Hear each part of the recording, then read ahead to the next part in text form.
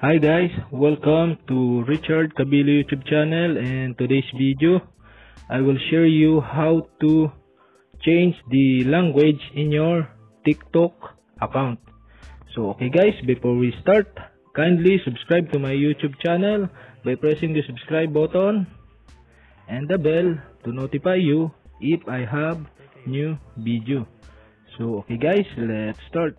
All you have to do is go to your TikTok application in your mobile phone.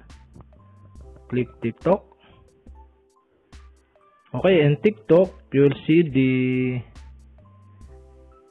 dashboard, and all you have to do is click the Me. You'll see in the lower right side on your screen, click Me. Click the three dot on the upper right side on the screen. Click and setting and privacy, find the language. Click the language. In language, if you change the language, click the app language. Okay, after you click the app language, you can select the language you want. So for my example, I'll change my language in Cebuano, Pilipinas. So I will select this by pressing the Cebuano, Pilipinas.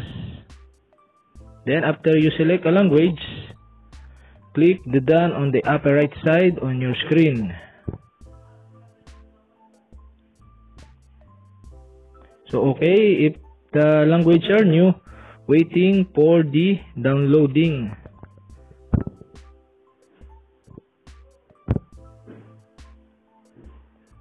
So okay, the downloading are finished, and you will see the language on your TikTok account.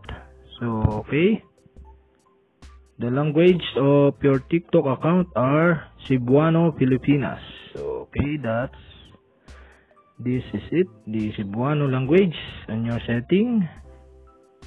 So okay guys, this is how to change the language in your TikTok account.